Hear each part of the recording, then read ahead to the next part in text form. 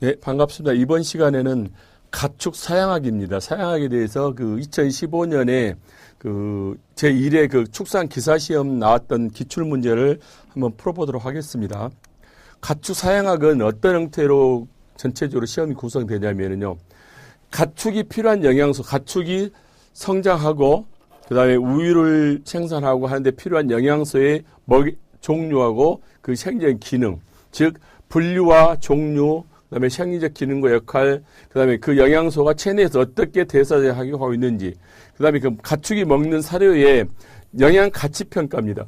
이 사료가 어떻게 좋은지, 그래서 소화율은 얼마 되는지, 먹었을 때 분으로 얼마 나오고 체내에 얼마 축적이 되는지, 그다음에 사료의 영양 가치를 평가하는 방법이 있습니다. 그다음에 그에 대한 단백질이 얼마인지 하기 위해서 분석 방법, 그다음에 이제 사료의 품질을 예관적으로 품질하는 감정 방법들이 있습니다. 그다음에 그 이제 가축의 소화 기관의 구조와 기능이 있죠. 소화 기능이 단위 가축과 돼지라든지 그런 부분의 단위 가축과 반축 가축 소죠. 소하고 가금하고 각각의 소화 기관이 다릅니다. 반축 가축은 이가 4개죠. 이가 4개고 그다음에 하나고 여기는 또 다릅니다. 그래서 지금 현재 소화 기관 부분을 어떻게 차이가 있는지.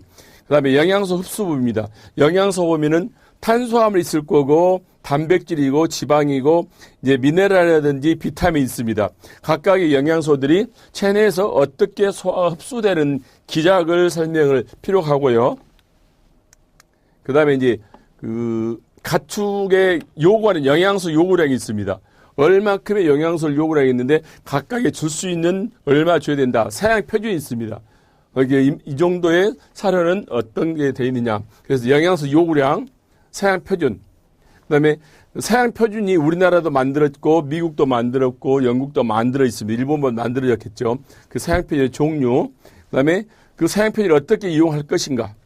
그다음에 이제 유지 사양은 최종적으로 유지에 필요한 에너지는 얼마쯤 되는지, 유지에 필요한 단백질이 얼마 되는지.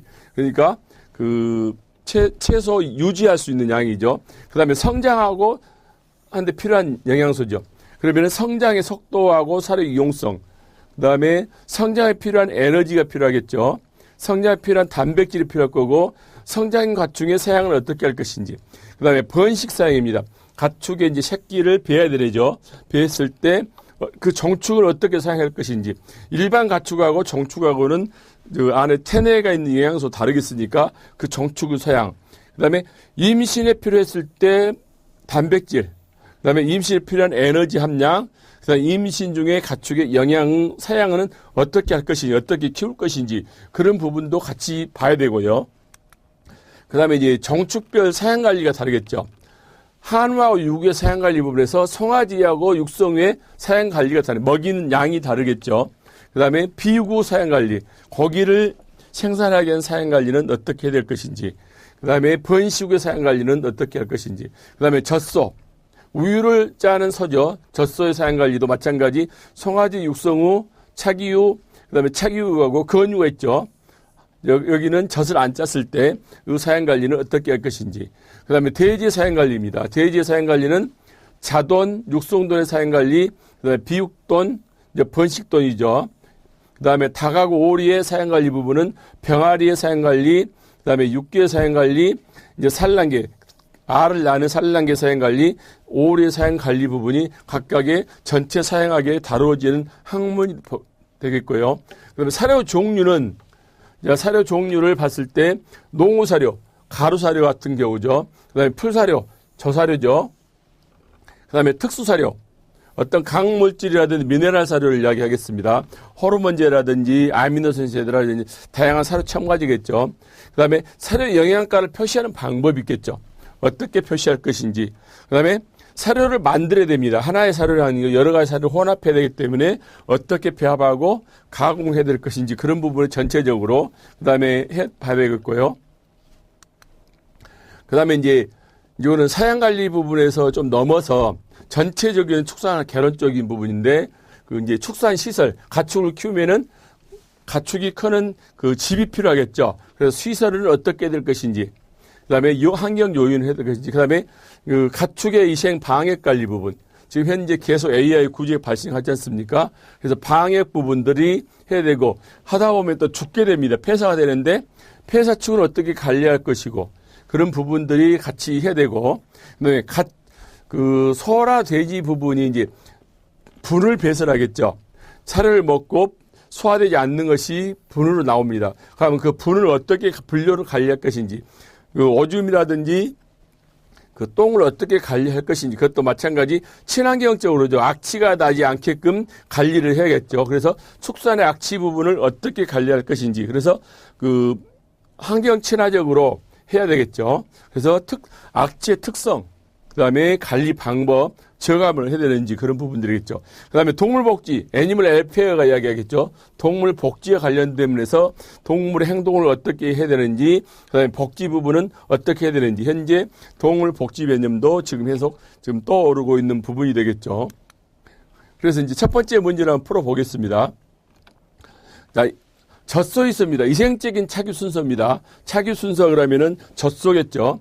차규 순서로서 가장 올바른 것입니다. 차규를 하려면은 옛날에는 손차규를 했었습니다. 손으로 직접 한 마리씩 차규를 했는데 이제는 손차규가 아니고 전부 무슨 차규냐면은 기계차규합니다. 기계차규를 해야 되니까 어떻게 해야 되죠? 한 마리 기계를 차고 나서 계속 기기를 세척하고 소독해야겠죠. 그래야만이 다른 소에 있는 유방염이라든지 걸린 것이 전이가 안 되겠죠. 그래서 어떻게 되냐. 첫 번째 순서 보면은 기계 착유를 해야 되는데 그 착유기를 소독을 해야겠죠. 그 다음에 세척해야죠. 깨끗하게. 모든 부분이니까. 두 번째는 어떻게 되지? 젖소에서 젖을 짜게 됐을 때 먼저 어떤 행태냐면은 전착이라고 했습니다. 전착이 무슨 이야기냐면은 정식적으로 젖을 짜가지고 그걸 이용하는 게 아니고 앞에 먼저 짜가지고 버리는 착유입니다. 그래서 앞전자를 해가지고 점착유를 해서 그게 나온 우유는 버려야 되는 우유가 있습니다. 유두간 속에 들어있는 부분들은 빼내서 없애야 되죠. 그래서 전착유를 하고요.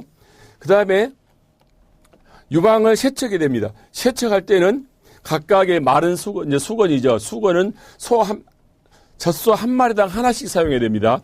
여기서 유방을 세척해야 되죠. 깨끗하게. 그 다음에 세척했으니까 물기가 묻었겠죠. 물기가 묻었으니까 유방을 건조를 시켜야겠죠. 마른 수건으로 물수건으로 닦고 나서 마른 수건으로 다시 닦아야 건조를 시킵니다. 뭐 다른 방법이 아니고 이제 마른 수건으로 닦으면 되겠죠. 그 다음에 건조한 상태면은 그 착유기에 보면은 유두컵이 있습니다. 유두컵이 이런 형태 돼가지고 유두컵이 4개가 부착되어 있습니다. 그래서 유두컵을 장착을 합니다.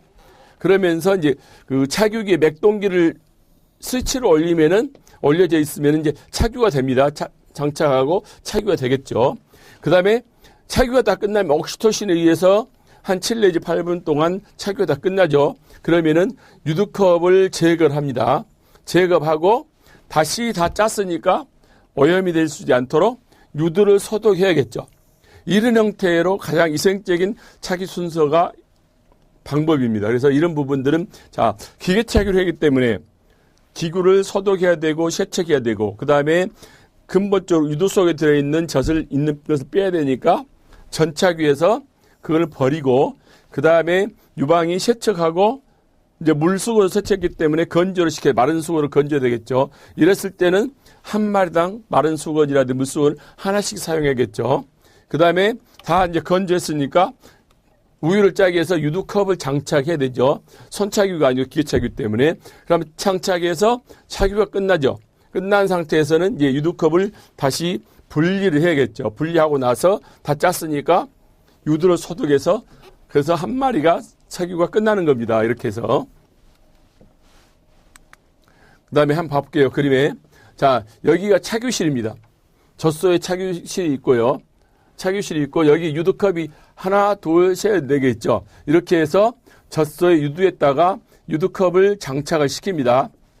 장착을 시키고 자 보면 한번 봅시다. 여기 부분은 다 설명했던 부분인데 다시 한번 보면은 자 착유 전에 착유기에 모든 걸 세척하다는 이야기죠. 착유 전에 착유기를 모두 세척하고 그다음에 이제 컵을 이용해서 전차기를 합니다. 무슨 이야기냐면은 스트리커를 이용해서 전차기 한다는 것은 전차기 할 때 나오는 우유를